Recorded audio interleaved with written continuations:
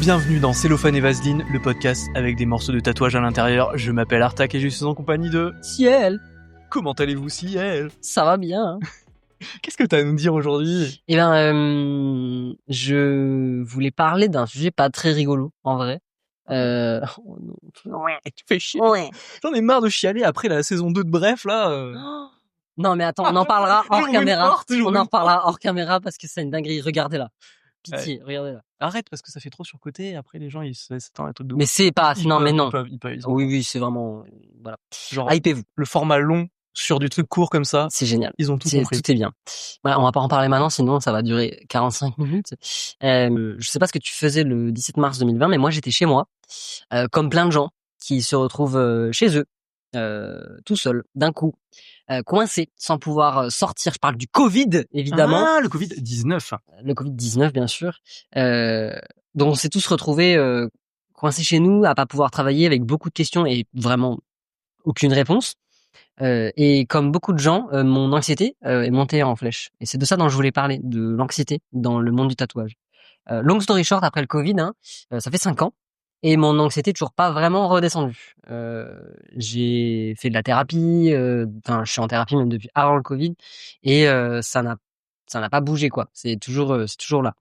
À savoir que d'après Ipsos, le trouble anxieux touche environ 15% des 18-65 ans, avec une concentration très élevée pour la tranche des 25-44, ce qui se trouve être la tranche d'âge de la plupart des tatoueurs et tatoueuses qui exercent en ce moment ou qui exerçaient au moment du Covid. C'est quelque chose de très commun dans le monde de l'entrepreneuriat et particulièrement chez les artistes et chez les tatoueurs. Et on se retrouve en plus dans cette tranche d'âge-là, donc ça fait un peu double peine, quoi. Alors, je connais un peu la réponse, mais t'as pas d'anxiété, toi? Tu subis pas ce genre de truc? Non, pas vraiment. Tu vois ce que ça fait un petit peu ou pas?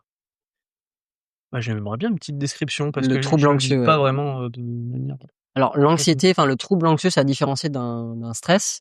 On parle d'un trouble anxieux quand l'anxiété devient envahissante et incontrôlable au point d'affecter le quotidien. Ça t'empêche de faire des trucs, ou ça te ralentit dans tes tâches, ou ouais, j'ai pas d'autres analogies. Au point où ça te bloque, tu peux Ça même pas devient limite sortir de chez toi. Ouais, ça devient difficile. handicapant en fait.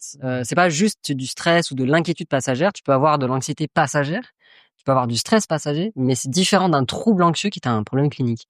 Ça peut s'assimiler, pardon, à une peur excessive et persistante, et parfois, souvent, sans aucune raison. C'est un peu ton cerveau qui débloque, qui se dit: et si on mourait là? Et si tes parents ils meurent là? Et en fait, c'est des pensées qui sont souvent irrationnelles, mais très difficiles à éliminer. Et ça part dans des ruminations où tu vas penser en boucle à la chose qui te donne de l'anxiété, qui va te donner de l'anxiété. Et en fait, penser, ça te donne de l'anxiété. Essayer d'arrêter de penser. Bref, voilà, c'est un cercle vicieux. Ça peut provoquer donc des pensées envahissantes, évidemment, et aussi surtout des symptômes physiques, des palpitations, des tensions musculaires. Ça peut faire du bruxisme, donc le fait de serrer les dents la nuit, des problèmes digestifs, des problèmes de mémoire, des problèmes de sommeil. C'est assez hardcore, le trouble anxieux. Et parfois ça handicape tellement ton quotidien que, comme tu as dit, tu peux plus sortir de chez toi, et tu peux même des fois plus travailler, tu t'isoles, et en fait c'est un cercle vicieux parce que plus tu t'isoles, bah plus t'es anxieux, etc., etc. Donc il faut dire que le Covid, quand même, a eu des conséquences dramatiques sur la santé mentale de la population en général.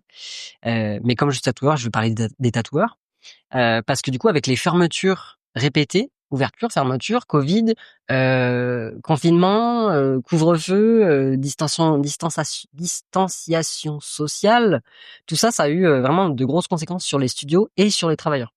Il y a eu beaucoup de tatoueurs clandestins aussi, parce qu'on pouvait toujours commander sur Amazon ou sur AliExpress, et du coup les gens s'achetaient des machines, évidemment. Il y a plein de gens qui se sont trouvés une vocation Il aussi y à a ce plein de gens moment-là, qui se quoi. sont trouvés une vocation, et je les inclus pas là-dedans. Mais il y a plein de gens aussi qui ont juste commencé à faire du tatouage clandestin et qui n'ont jamais arrêté de faire du tatouage clandestin. Il y a d'autres gens qui se sont dit: ah, en fait c'est vachement bien, je vais le faire dans les règles de l'art, et d'autres qui se sont dit: non mais c'est bon, on va continuer comme ça. Bref, c'est pas sur ces gens-là que j'ai envie de taper, c'est surtout sur le Covid. Et je pense que cette période-là, du coup, a eu beaucoup a mené à avoir beaucoup de séquelles sur la santé mentale des tatoueurs. Je vais te demander comment ça s'est passé pour toi le Covid et la sortie du Covid et du confinement. Alors, sur le plan professionnel, c'était un peu merdique parce que effectivement, comme on pouvait pas travailler, que j'ai bien respecté tout le truc, c'était un peu la merde pour ça. Après, à titre personnel et à titre créatif, c'était une période assez cool où justement, je pouvais dessiner 10 heures par jour et le reste de la journée Breaking Bad avec TikTok. Voilà, donc c'était assez. Moi, j'ai plutôt bien aimé et je pense que pour pas mal de personnes créatifs qui peuvent en fait comment dire, enlever une partie de leur quotidien et pouvoir se focaliser et plus qu'à avoir une seule chose à faire ou très peu d'activités, etc. Et ben pour certaines personnes, ça a été assez positif. Moi, le seul truc que je regrette ou que j'aurais regretté, c'est si j'avais pu, tu sais, avoir une maison ou quelque chose d'un un petit peu plus en campagne et tout, alors que là, j'étais enfermé dans mon appartement. J'étais pas seul, mais voilà, c'était quand même Beaucoup un d'isolement. peu plus éprouvant. Mais sinon, je garde un souvenir pas trop dégueu en vrai. Ok. Moi, je l'ai plutôt mi-molette Ok. vécu. Dans un sens, c'était soulageant d'avoir une pause dans le travail, parce que moi, je commençais mon apprentissage à ce moment-là. Vraiment, je me suis pris derrière le crâne, le taquet le jour où j'ai commencé à tatouer, confinement. Donc, j'étais vraiment au bout de ma vie parce que j'avais pas de thunes, j'avais rien. Et comme j'étais pas déclaré, parce que je commence à tatouer sur moi, sur des cobayes quoi. J'avais pas d'aide. Et Donc t'avais un double job ou pas du tout? non, T'avais arrêté. j'avais arrêté mon job en fait au moment où mon mentor m'avait dit c'est bon, tu peux commencer à tatouer. J'étais en train j'étais sur mes dernières heures quoi. Et puis de toute manière, je travaillais à Ikea à l'époque, donc c'était fermé. Également. Donc j'avais pas de thunes, j'avais rien et j'étais en intérim. Bref, c'était très précaire comme situation, donc ça m'a mis dans une espèce de dep assez violente. J'ai une question. Dis-moi. Le Covid, comment tu le matérialiserais dans ton esprit? Genre si c'était un objet, une forme, un animal ou un truc. Franchement, je le vois comme il était représenté dans les médias, espèce de boule avec Des pics, enfin des pics. Ouais, j'ai du mal à le voir autrement.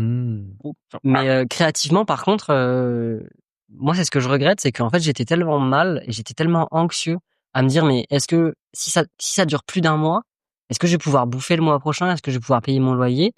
En fait, j'ai été créatif, j'ai fait des trucs, tu vois, mais beaucoup moins que ce que j'aurais voulu. Et j'ai passé beaucoup de temps à ruminer. Ruminer, ouais. Ouais, vraiment. Après, je vais pas dire que c'était une période horrible parce que, encore une fois, la pause, le fait d'être autorisé à ne rien faire, globalement, c'était quand même assez agréable. Et pas de bruit dans les rues, c'était super. Mais cette anxiété-là a été très lourde à porter. Je comprends que on ait pu adorer cette période. Et par rapport à la maison, c'est à ça que je pensais du coup. Moi, mon salut, ça a été le chien. Parce que du coup, j'avais une espèce de ticket bonus, ticket joker je peux sortir une demi-heure par jour avec mon chien. À partir du moment où je reste à distance des gens. Et vraiment, c'était un bonheur de pouvoir juste aller au parc et s'asseoir dans l'herbe, écouter les oiseaux et ne pas être enfermé 24 heures sur 24 dans mon appartement. Sinon, je pense que j'aurais vraiment, vraiment vrillé. Voilà. Donc, je pense pas être le seul à avoir vécu un Covid de ce type-là. N'hésitez pas à le dire en commentaire, je serais curieux de savoir si les gens ont une expérience similaire à la mienne. Tout ça pour en venir au fait que j'ai pas envie de ressortir le discours du chouin, mais le tatouage c'est un métier difficile et tout, machin, désabonnez-vous. Mais je pense que la pression qu'on ressent vis-à-vis de modifier pour toujours le corps de quelqu'un, c'est quelque chose de très unique. Et ça se rajoute à l'anxiété. Le Covid, c'était juste une accroche pour parler du taux d'anxiété qui est ressenti dans la population. Le perfectionnisme, c'est pas un concept, c'est notre quotidien. C'est que on a une attente. Les clients ont une attente envers nous de perfectionnisme et de permanence, surtout que notre travail soit toujours de la même qualité, constant. Alors qu'on est des êtres humains. Et des fois, on a mal dormi, des fois, on a mal au ventre, des fois, on n'est pas bien dans notre tête, et c'est une pression. Et on va pas se mentir, c'est une pression. Et ça se rajoute également à la charge mentale de l'entrepreneuriat, qui peut être parfois un peu difficile. Ça dépend la personnalité de chacun, mais le fait d'être instable financièrement, de pas avoir forcément de sécurité, etc. En tout cas, quand tu commences dans les premières années. L'obligation de faire le guignol sur les réseaux sociaux. Également, bien sûr. Parfois, on se retrouve aussi à gérer des retours insatisfaits ou des stigmas sociaux, parce que en fait, même si c'est de plus en plus accepté, le tatouage, ça reste stigmatisé dans certains milieux. Enfin, moi, je ressens fort cette pression et elle a tendance à me bouffer un peu le cerveau et j'ai du mal des fois à sortir la tête du truc et à me dire non mais c'est bon, ça va quoi, ça va. Là, on a une baisse on est toujours dans la baisse d'activité et j'ai l'impression de parler que de ça tellement ça me prend la tête. Alors que ça va, je peux encore payer mon loyer, je peux encore manger et tout. Tu la ressens toi cette pression du perfectionnisme, de la permanence, de l'entrepreneuriat, de la baisse d'activité? Ah bah, oui, oui, c'est sûr que c'est ça je le ressens. Alors peut-être que je le vis moins mal parce que, j'ai pas, le même rapport à l'anxiété que toi, mais c'est quand même quelque chose, en gros qui est là, tu sais, un petit peu, toujours un peu présent. Un Moi bruit de c'est fond? ouais, voilà, moi c'est plus comme ça que je l'ai dans ma tête. C'est un bruit de fond qui me dit: «Hé, Mmh. fais un petit post Insta, et genre fais tel truc et cetera», et c'est vrai que, bah, moi j'ai un rapport où, j'ai l'impression des fois en fait de travailler de 6 heures du matin à 22 heures et pas Mmh. m'arrêter et d'être dans la boucle du hamster, tu vois? Et à Mmh. toujours continuer et me dire: «Beh, en fait, tu peux toujours en faire plus», tu vois? Dans le tatouage quand tu es à ton compte, et il y a une époque, bah, je faisais des flashs tous les jours, un flash par jour et cetera, et en fait, j'avais ce truc continu, après, je pense que comme j'ai un rapport aussi un peu, intense, aux choses dans, les trucs qui me plaisent, bah, du coup, bah, c'est pas grave, je l'insuffle dedans, donc c'est pas trop grave. Ouais. Il y a ce truc où, bah, là, par exemple, je suis à fond dans les montages vidéo, les choses comme ça, bah, en fait, je vais me farcir, 12 heures de montage vidéo par jour, c'est pas grave, tu vois? Enfin, ça me gêne pas parce que ça me passionne et que j'aime ça, tu vois? Mais c'est vrai qu'il y a ce bruit de fond, tu vois, qui s'arrête jamais et qui dit, tu peux faire plus, en fait, tu sais pas, est-ce que tu as besoin? Mmh. Est-ce que tu vois? C'est compliqué ce Ouais, truc-là. puis même ça peut être une petite voix un peu toxique qui te dit, «Si tu te reposes là, tout va s'effondrer. Tu pas le Mmh. droit de te poser, tu pas le droit de regarder un film là, c'est pas possible». Et Moi j'ai ouais, ça, ouais, j'ai ouais. vraiment le truc et quand enfin je me dis: «Allez, je me pose», je peux pas, j'arrive pas à me reposer sans enfin, Mmh. maintenant j'y arrive de mieux en mieux, tu vois? Mais c'est encore, très régulier que je me pose pour me reposer en me disant: «Aujourd'hui, je ne travaille pas, j'ouvre pas Instagram, j'ouvre pas mes mails, je prends du temps pour moi». J'ai toujours cette petite voix Mmh. derrière de la culpabilité de: «Tu pas un vrai tatoueur, tu pas dessiné aujourd'hui.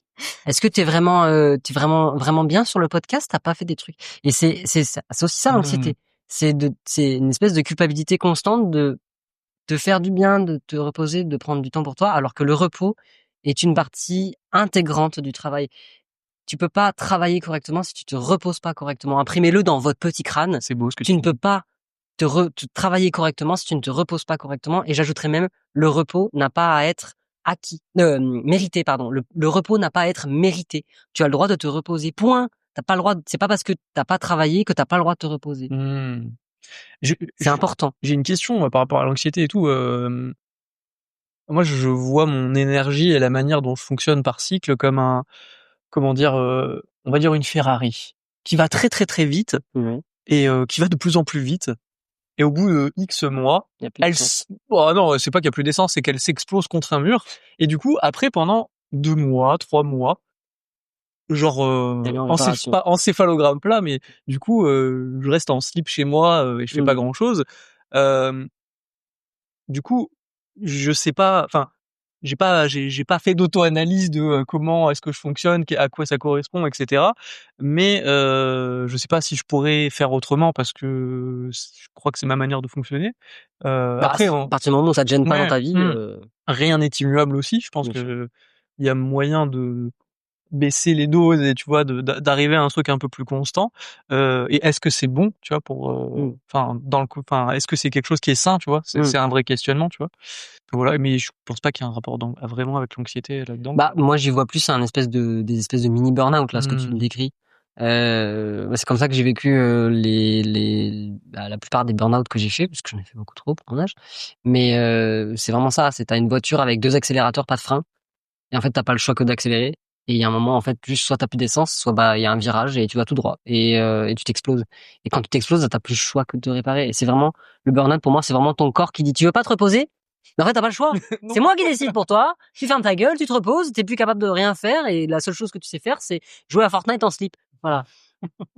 Et pour moi, c'est une sorte Comment de... tu sais que je joue à Fortnite? C'est un moment quand même qu'on se connaît. Mais pour moi, c'est plus une sorte de burn-out. Et je pense que le burn-out, il est aussi très relié à l'anxiété. Je pense pas que tu sois sujet à l'anxiété. Je pense que tu as un TDAH, mais c'est un autre débat. Mais Non diagnostiqué, non, ça compte pas. non dire ça compte pas s'il est pas diagnostiqué. Mais je vis ça aussi, le fait d'être à donf, à donf, à donf, à donf, à donf, et au bout d'un moment de plus avoir d'énergie parce que t'en as trop donné et t'as pas réussi à être raisonnable, on va dire. Mais en fait, j'ai pas envie d'être raisonnable, tu vois. J'adore ce que je fais, j'ai envie que ce soit intense.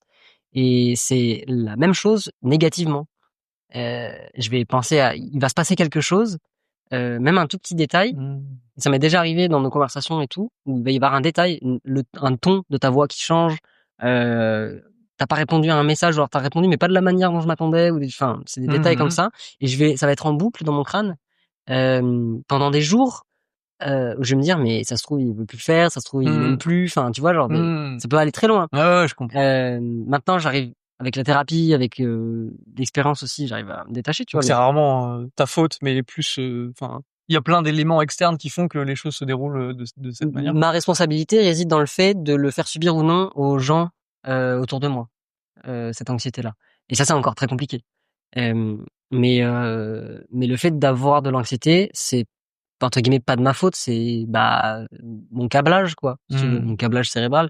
Ma responsabilité, c'est de le faire subir ou pas aux gens autour de moi et surtout d'en prendre responsabilité dans mon traitement, dans ma guérison. Parce que c'est quelque chose qui se guérit, c'est un trouble clinique, donc forcément t'as des solutions quoi. La médication, la thérapie, enfin ça peut être le sport aussi qui peut servir de catalyseur. de catalyseur exactement. Mais bon voilà, c'est une sensibilité qui je pense concerne beaucoup d'artistes parce qu'on est des espèces d'éponges dans l'âme aussi un petit peu. Et du coup, toi, parmi les solutions dont tu as parlé, il y a des choses que tu as mis en application? Ouais, la thérapie déjà, OK. je pense que c'est le premier truc à faire. C'est des gens littéralement dont c'est le métier de te traiter. Encore faut-il trouver le bon thérapeute, mais pour moi, c'est vraiment la première étape et la plus importante. Et après, derrière la thérapie, ça peut être la médication ponctuellement ou pas, dans les périodes vraiment dures. J'ai déjà voilà les anxiolytiques, ces trucs-là. Quand vraiment c'est pas possible d'exister, ou que juste exister, se réveiller le matin, c'est déjà de l'anxiété.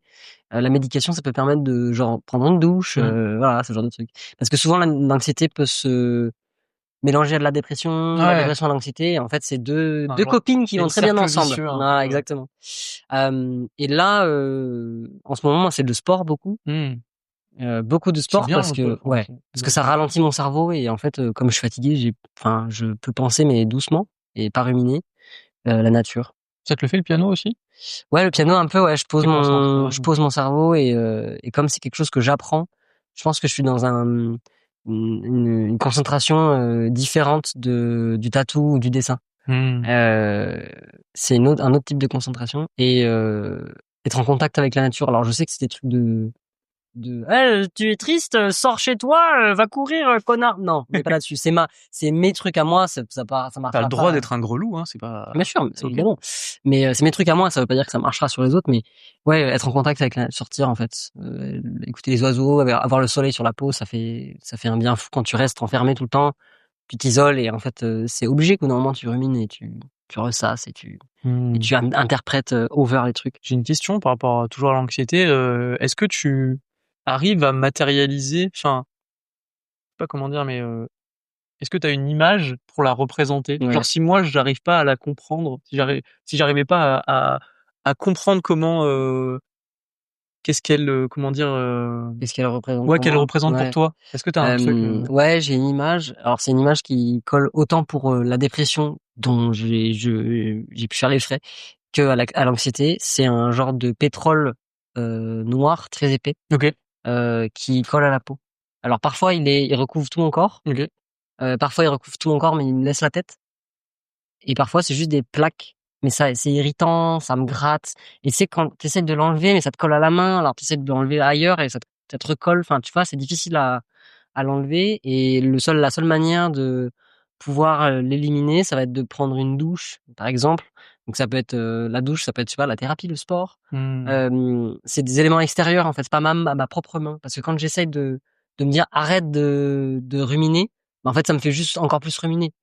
Hem, donc ouais, un pétrole noir, qui me colle un peu, qui a un petit peu sa propre conscience, c'est comme ça que je le matérialise dans ma tête, OK, super intéressant. ouais, bon, c'est pas très Non, mais c'est ouh! non, mais ça permet de, comment dire, tu sais, d'un peu plus, visualiser la Mmh. chose, tu vois? J'aime bien avoir ce Ouais, rapport je vois ça, d'image ouais. et tu vois, tu me demandais, enfin, tu sais, si j'étais sujet à l'anxiété et cetera et ouais, il y a une image que j'utilise souvent dans mon rapport aux émotions et au rapport aux sensations un petit peu fortes ou qui peuvent, m'arriver et qu'elles soient, positives ou négatives d'ailleurs. Hem donc moi, je vais parler émotions globalement.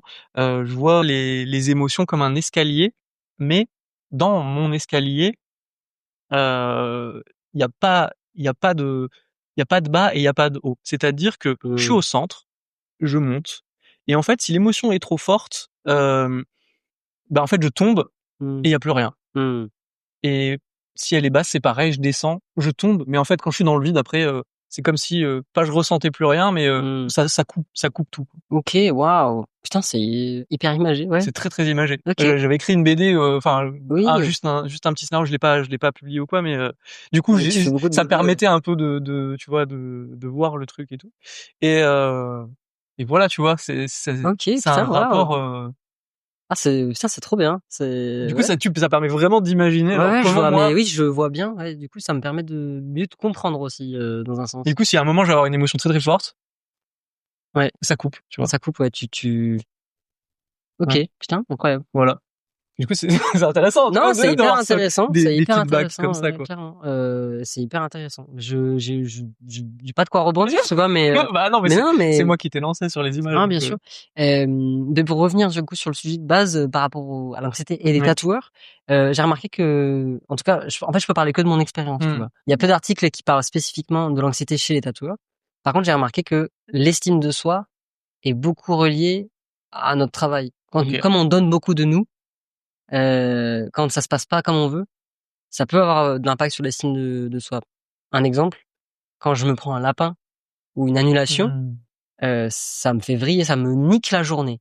Parfois, ça me nique la semaine parce qu'il y a un vrai truc de: je suis pas bien en fait, je fais pas du bon travail. Mmh. Alors que c'est pas dans mon contrôle. Des fois, c'est même pas dans le contrôle de mes clients. Bon, quand c'est des lapins, c'est dans le contrôle de mes clients, là, vous faites chier. Mais quand c'est des annulations, des déplacements, des fois, c'est comme ça, quoi. Est-ce que t'as les cailloux qui s'ajoutent les uns aux autres, genre je vais pas pouvoir payer mon loyer, je vais pas Ouais, nana, vraiment. tout va s'effondrer, Bah, je vais devoir arrêter le tatouage. j'ai des gouttes de pétrole, et c'est ce qui m'est arrivé fin 2024, hein. Mmh. C'est juste, j'ai eu des problèmes personnels. Il y a eu, la baisse d'activité drastique, professionnellement et des annulations, des déplacements, des machins et vraiment j'étais là, genre, dans mon pétrole, tu vois? Et j'arrivais plus à Mmh. et j'étais en mode: «Mais la question s'est sérieusement posée de: "Si ça marche plus, qu'est-ce que je fais?"» Et c'était insupportable parce que c'est ma passion, ce métier et encore une fois, je pense pas être le seul. Dites-le moi en Mmh. commentaire, bien sûr, mais je pense pas être le seul à être dans cette situation. De se dire: «Mais si ça marche plus, qu'est-ce que je fais?» Tu fais quoi toi, si ça marche plus, même si je connais la réponse? Tu connais la réponse? Bah, je pense, ouais. Alors moi je vais te donner, une version de moi, alternative. OK. Hem, je sais pas si le tatouage c'est encore mon activité principale parce que, je suis rentré en 2025, je suis rentré dans ce qu'on appelle la phase diversification du plan machiavélique. C'est-à-dire que j'ai toujours le dev, que je fais un jour ou 2 par mois, mais c'est même un jour ou 2, ça représente une somme OK, tu vois? Il y a quelques tatous, il y a le shop que je gère et du coup, bah, j'ai quand même une petite participation, quoi et voilà et du coup, j'ai une vision où j'essaye de toujours, bah, diversifier un petit peu, le monde et enfin le monde. J'essaye de diversifier tout ce que je fais et ça me permet d'être aussi dans une posture où s'il y a moins de tatouages, bah, il y a plus de dev ou il y a plus d'un autre truc Mmh. et hem et où en fait, je voulais même avoir plus de temps pour faire d'autres choses et par exemple, pouvoir plus me concentrer sur le podcast, même si c'est pas un truc qui a une vocation, rémunératrice, mais il y a une vocation de kiff, tu vois? Mmh. Et en fait, je marche au plaisir aussi et j'ai envie de faire des trucs que je kiffe. Je sais que je peux me le permettre, tu vois? Donc Oui. c'est pas pour tout le monde non plus et tout, mais donc si je me suis posé la question, tu vois? Arrêter le tatouage, en fait non, ça me procure toujours du plaisir et j'ai toujours des projets trop cool et cetera. Mais si tu contraint?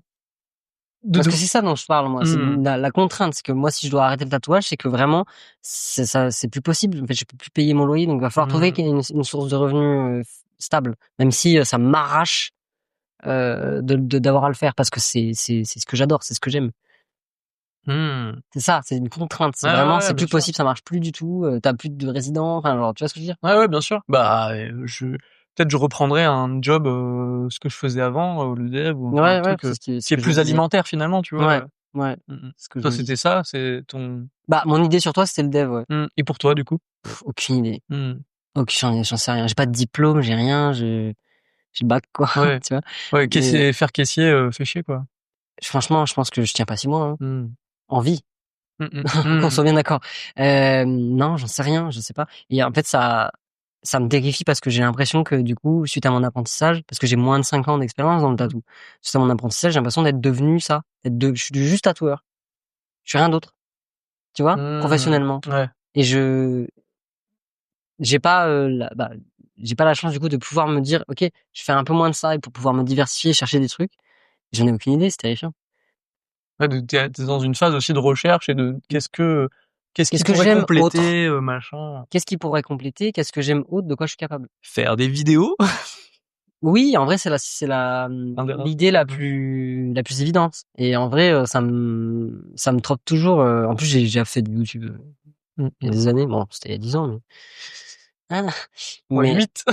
de quoi? Moi 8. Ah ouais, C'est on est fini. des anciens, C'est ça, anciens nouveaux youtubeurs. ancien nouveau youtubeur. Bref, voilà, je trouve que c'est un sujet qui est assez intéressant, dont on doit parler parce que on choisit ses problèmes, hein. L'anxiété que je ressens en tant que tatoueur, c'est pas l'anxiété que je ressentais quand, j'étais, agent d'entretien dans les chantiers et que je devais nettoyer des Mmh. toilettes pleines de caca, sur les chantiers de Air Liquide, hein, voilà. On est vraiment pas là-dessus. Mais je pense que c'est important d'en parler quand même. Mais Il y a pas d'échelle dans la souffrance, tu vois ce que je veux dire? mmh. Juste voilà, j'ai choisi d'avoir ces problèmes-là. Mais le 9-18, CDI, «classique» entre guillemets, il amène quand même moins enfin, j'ai l'impression qu'il Oui, amenait moins de réflexion, de bah oui, rumination, une de fois que tu choses es comme sorti du ça. travail, tu es plus au travail. C'est Nous, ça, on n'est jamais vraiment sortis du travail. Mais encore une fois, on l'a choisi. c'est ça. Mais tu sais, les nouvelles personnes qui commencent le tatou et qui viennent me voir, qui me demandent des conseils et cetera, je pense que c'est un des premiers trucs que je leur dis: «Lâche pas ton Ouais, lâche pas, un c'est pas le mi-temps, moment là. un truc et cetera, garde un taf». C'est quelque chose sur lequel, je pense j'ai vachement, changé, d'avis, au début je me disais: «Bah non, tu tu te lances à fond, tu donnes tout ce que tu as, tu vas percer ou pas, peu importe, mais en tout cas tu vas progresser». Mmh. Et maintenant je suis en plus en mode: «Bah quand même, si tu peux manger au moins des pâtes», tu vois? Enfin si tu peux, Oui, tu voilà, si tu peux avoir au moins un parachute voilà, c'est ça, et quand, ça commence à marcher, ça marche et exactement. c'est pas grave de faire le yo-yo, Mmh, de genre garder son mi-temps, lâcher son mmh mi-temps, mh. reprendre son mi-temps. Ouais, avoir une base en vrai, Ouais, avoir une base et puis, bah, quand tu sens que tu peux en vivre ou que tu arrives à te dégager juste, bah, ce qu'il faut et tout, bah, oui, tu peux arrêter, c'est ça et c'est OK de pas être sûr de soi et c'est mmh, OK d'avoir de l'anxiété, c'est OK de prendre du repos et même je vais dire c'est OK d'annuler des rendez-vous parce que on se sent comme une merde et qu'il faut se reposer. bien sûr. C'est difficile, à faire, mais c'est OK de le faire. Voilà. C'était Ouais, non, ça va. un long moment, hein. Un bon moment, Un bon voltage. un bon voltage. Ah! Ah, bah, si ça t'a plu, je pense que tu peux laisser un maximum de likes et de commentaires Oui, pour chaque, like et chaque commentaire, j'ai moins d'anxiété. et une larme, coule, sur terre. Quoi? Ouais, j'ai senti un truc. Mais tu sais, des fois, je tente des trucs et ça marche pas. Ouais, c'est pas Ouais, grave, hein, il faut bien faire une phrase. oui, bien sûr. C'était Ciel, Alors tac et comme on dit chez nous, bonne bonne sika. sika!